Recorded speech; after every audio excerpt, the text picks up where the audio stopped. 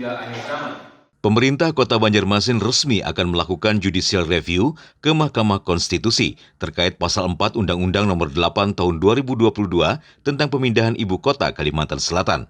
Hal itu diputuskan setelah Pemko Banjarmasin melaksanakan rapat paripurna bersama seluruh fraksi partai di DPRD Banjarmasin Kamis siang.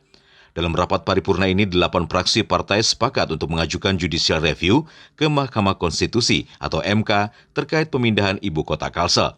Adapun yang menjadi pertimbangan kuat, pihaknya ngotot melakukan judicial review ke MK lantaran undang-undang itu dianggap cacat prosedur. Kita satu visi dengan kepala daerah untuk berjuang dengan memakai semboyan wajah sampai ke puting, bahwa kita tetap ingin mempertahankan status ibu kota di Kota Banjarmasin.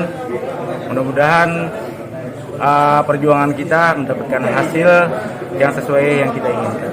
Untuk garis besarnya, pertimbangannya itu mekanisme pembentukan peraturan undang-undang tersebut itu tidak kita anggap masih tidak melaksanakan sesuai dengan prosedur pembuatan peraturan perundang-undangan.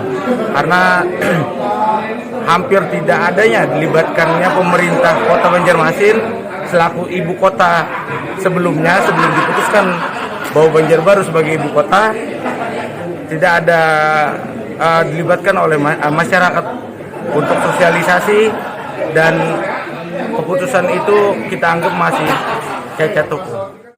8 fraksi menyatakan dukungan sepakat agar pemerintah kota melakukan upaya judicial review atau uji undang-undang baik formil dan material Undang-Undang Nomor 8 Tahun 2022 tentang Provinsi Kalimantan Selatan, yaitu pasal 4 terkait bahwa ibu kota Provinsi Kalimantan Selatan tidak lagi di Banjarmasin.